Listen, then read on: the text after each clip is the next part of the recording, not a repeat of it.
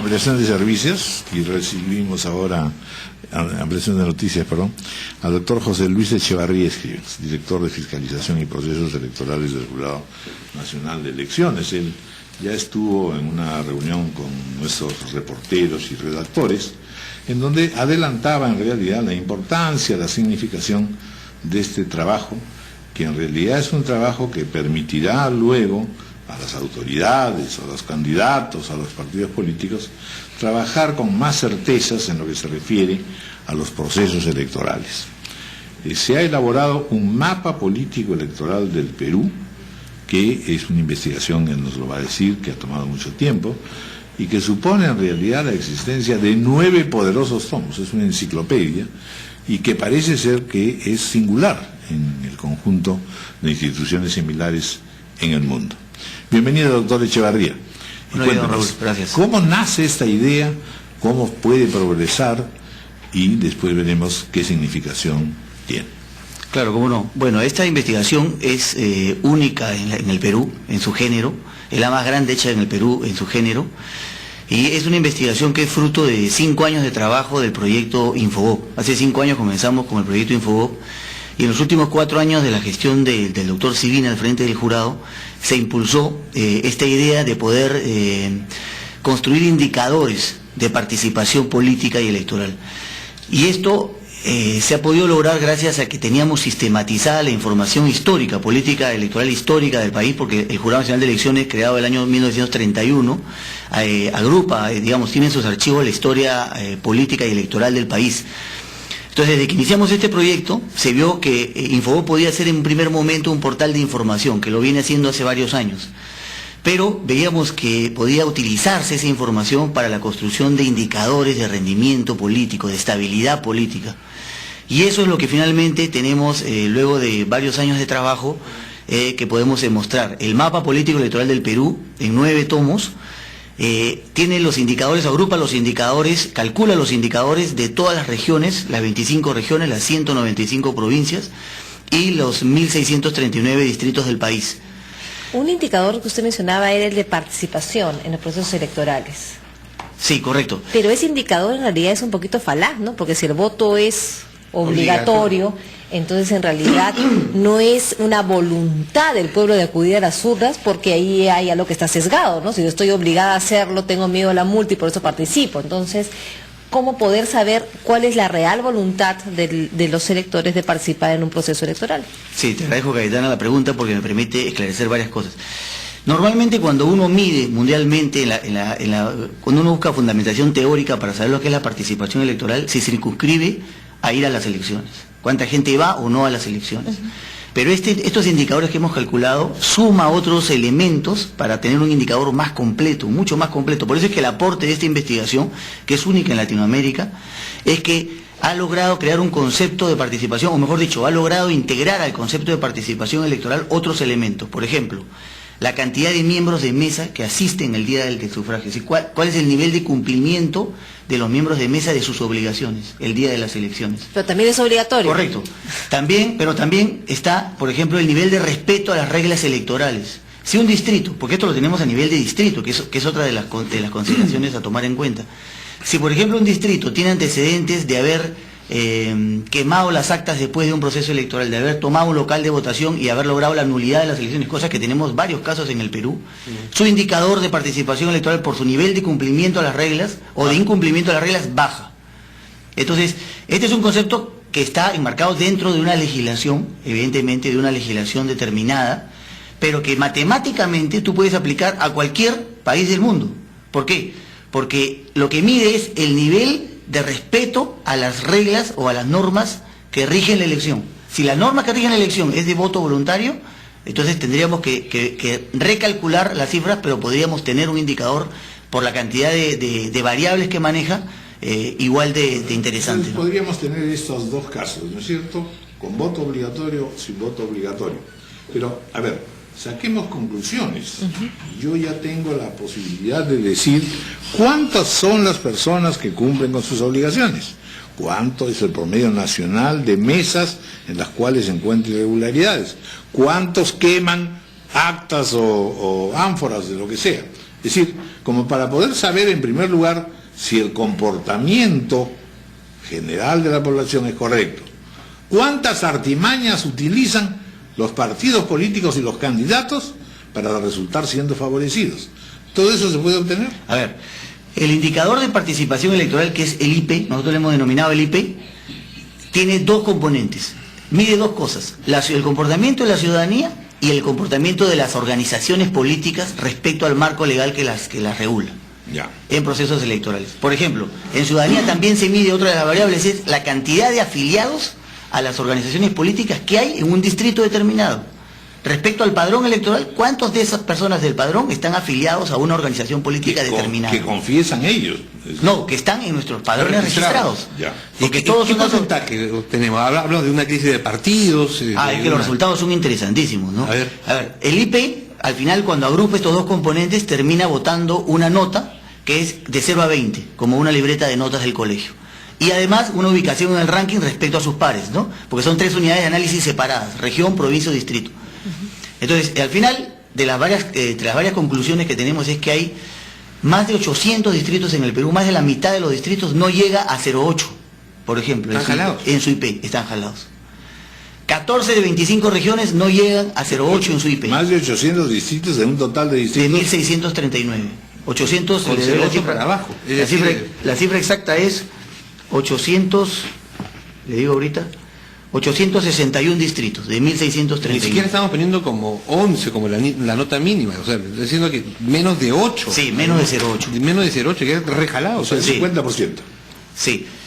La región número 1 del Perú en nota del IP es Ica.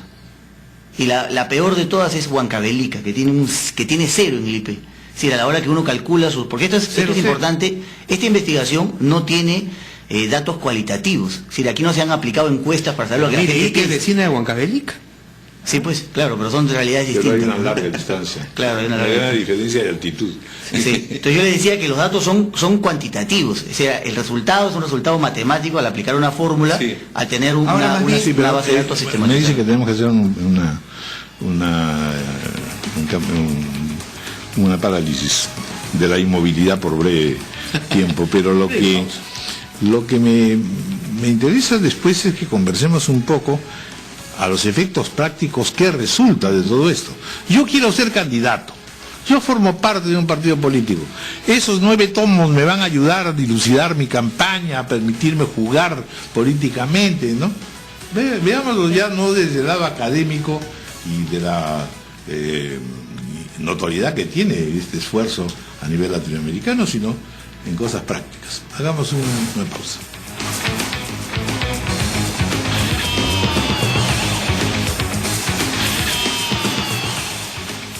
Muy bien, continuamos conversando con el doctor José Luis Echevarría Escrivens, que nos ha suscitado varios intereses y preocupaciones. A ver, la pregunta era, concretemos, ¿qué utilidad tiene esto para los diversos actores que intervienen en un proceso del Jurado Nacional de Elecciones, empezando también naturalmente por la fiscalización, interpretación y control que el propio jurado tiene que establecer?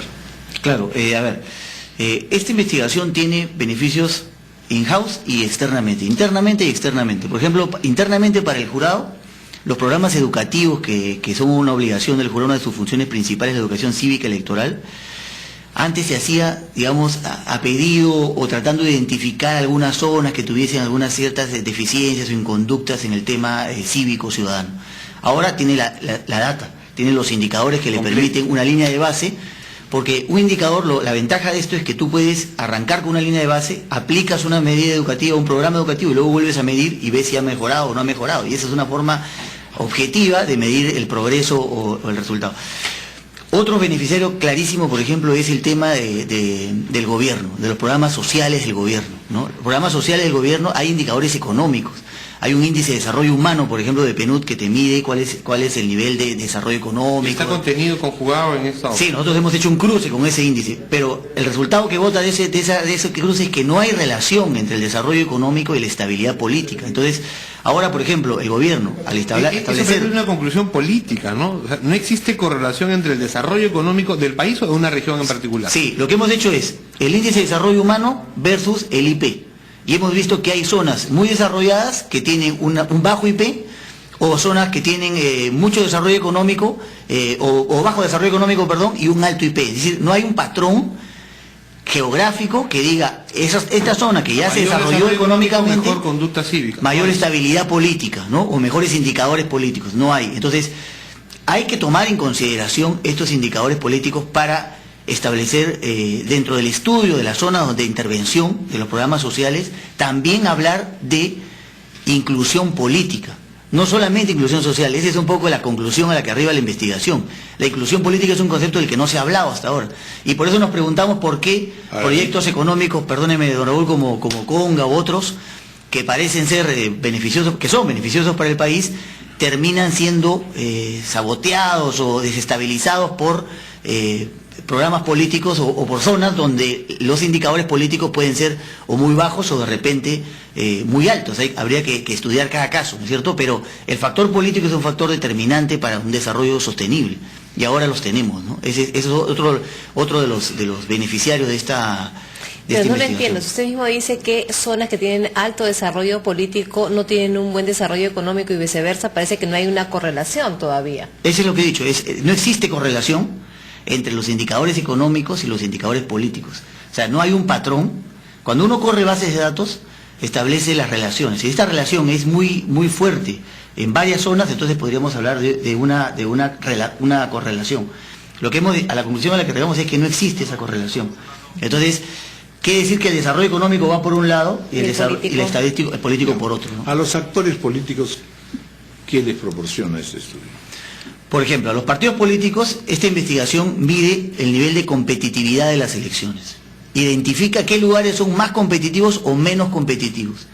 En los lugares que son más competitivos quiere decir que hay más posibilidades de ganar una elección, que está abierta la elección. Mide también la fragmentación, la volatilidad de todos los lugares del Perú. Y yo me puedo bajar la data de la página web y hacer, digamos, mi propia corrida, mis propios cálculos. Para un partido político, por ejemplo, si quisiera ver alguna zona del Perú, identificar alguna zona del Perú donde no hay fuerzas políticas muy estables, muy establecidas, si yo quisiera identificar alguna zona del Perú donde las condiciones políticas están dadas para que pueda pelear la elección, para identificar esas zonas, podría hacerlo con estos indicadores. Y ahí los partidos políticos tienen... Ahora, ahí lo que interesa son indicadores relativamente macros, ¿no es cierto? Porque lo otro es una casuística muy pequeña, si lo vemos a nivel distrital, quizá te puede servir para si eres candidato a alcalde, ¿no es cierto? Porque en el fondo, digamos, sin que medie este estudio, nosotros podemos deducir por las corrientes políticas, por el sentido de los votos, qué es lo que está pasando. Los partidos políticos no llegan en ningún caso a zonas rurales, están completamente desorganizados, no tienen bases regionales, sino contadas, que son un poco de tradición, en fin, hay una debilidad política por parte de los partidos, y seguramente también en algún momento podríamos medir la supina ignorancia de los candidatos con relación a cosas muy locales, ¿no? Que también son candidatos a alcaldes simplemente porque les interesa la cosa, pero no tienen mayor formación ni información. Entonces, un estudio como este debiera permitirles a los políticos saber que si van a ser candidatos por Arequipa, tendrán que trabajar más intensamente en tales o cuales regiones, que en provincias, que en otras en donde ya más o menos la cosa está más marcada. Y además acá este es un fortín de los apristas, y yo soy socialdemócrata, pero no aprista, en fin. Claro, pero sin duda esto va alineado con el tema de las reformas de los partidos políticos. Es decir, si nosotros alineamos esto con el tema del financiamiento público, por ejemplo, directo a los partidos, que ya creo que personalmente pienso que es hora de que los partidos reciban esos fondos. Entonces, si hablamos de un fortalecimiento de los primero partidos, que reciban un fondo intelectual, que eso se los va a dar el Estado. Claro, ese es otra deuda, ¿no? Pero digamos... Estaría también para el Jurado Nacional de Elecciones, ¿no? El tema de desarrollo de indicadores de civismo y de respecto a las reglas, ¿no? Claro, eso es lo que hemos medido respecto a la ciudadanía y a las organizaciones políticas, pero yo decía que si alineamos esta investigación con esta corriente que se viene discutiendo ahora de fortalecimiento de los partidos, de eliminación del voto preferencial, de una serie de medidas que fortalezcan los partidos, es porque es evidente que, como usted decía, hay zonas del Perú donde los partidos no existen. Y entonces, si queremos que los partidos tengan presencia nacional, que la gente se sienta representada por los partidos en esas zonas donde hay conflictos sociales, que no tienen cómo canalizar, no hay una representación que canalice sus demandas, entonces si los partidos tienen que tomar en cuenta estos indicadores para decir, ok, mis estrategias de posicionamiento al electorado, mis estrategias de dispersión ante el electorado, tienen que tomar en consideración estos indicadores para saber en qué zonas estoy mejor, están más débiles. Bueno, van a tener que aprender a leer esos indicadores primero. Yo me quería referir, aprovechando que está acá el doctor Echevarría, el tema de revocatoria, para que nos explique qué es lo que va a pasar, si es que hoy día logran las firmas. El Jurado Nacional de Elecciones... ¿A quién quieren revocar? A la alcaldesa de Lima. Faltan 9.920 firmas y no se sabe si hoy día las lograrán o no. En el supuesto que las logren, el Jurado Nacional de Elecciones tendría que convocar a un proceso de consulta de revocatoria. ¿Cuál es el plazo? Porque esa es la pregunta que todos se hacen, porque no está en la legislación claramente estipulada. Ya, a ver, en el caso que usted menciona, hay todavía pendiente un recurso de apelación, un recurso de reconsideración de RENIEC que interpuso contra la última resolución del jurado, para ver si el último lote de firmas se considera válido o no. Pero suponiendo que alcance las firmas y que llegue, este expediente se le da el mismo tratamiento que a los otros expedientes de cualquier distrito del país. Es decir, el jurado recibe un certificado de parte de RENIEC, ¿no? O sea, lo recibe a través de la OMPE, recibe el certificado de que ya alcanzó las firmas, y lo que hace el jurado es acumular expedientes. Acumula una cantidad de expedientes, porque si organizáramos consultas por cada distrito independientemente, costaría pues muchísimo más. Entonces podría no convocar nunca, No, mientras que acumula y acumula expedientes. Da una fecha, ¿Cuál fecha es la máxima. fecha? El año pasado fue mayo. El año pasado fue hasta mayo, para que alcancen las firmas los distintos promotores a lo largo del territorio nacional. Yo me imagino que este año el calendario va a ser parecido. Entonces, este año hemos tenido revocatorias en septiembre de los procesos acumulados el año anterior, hasta mayo de este año. Quiere decir que si se sigue el mismo calendario y organizando los expedientes, podríamos estar el próximo año en un calendario parecido de ir a las urnas, de convocatoria. Pero eso es a criterio del jurado, o sea, no hay nada preestablecido. La ley establece 90 días desde que llegue el expediente, pero también le da al jurado la posibilidad de acumular esos expedientes por una cuestión operativa y económica, ¿no? Presupuestal, que es lo que normalmente siempre ha hecho, ¿no? Bueno, pero en Lima no necesita pues acumular, porque Lima es bastante grande, ¿no? ¿De cuánto se trata? Lo que pasa es que, don Raúl, para mover todos los organismos electorales y todo lo que demanda... ¿Lima se queda chica? No, es que hay que sumarle otros distritos de Bueno, entonces va a tomar tiempo. La alcaldesa puede respirar tranquila. Sí, bueno, no sé, hay que ver primero si se consiguen las firmas y qué resuelve el jurado respecto al recurso que está en consideración todavía, ¿no? Bueno, muy bien. Muchas gracias, doctor encantado. Echevarría, por haber estado con nosotros. Luis Echevarría Escribens. Hacemos una pausa.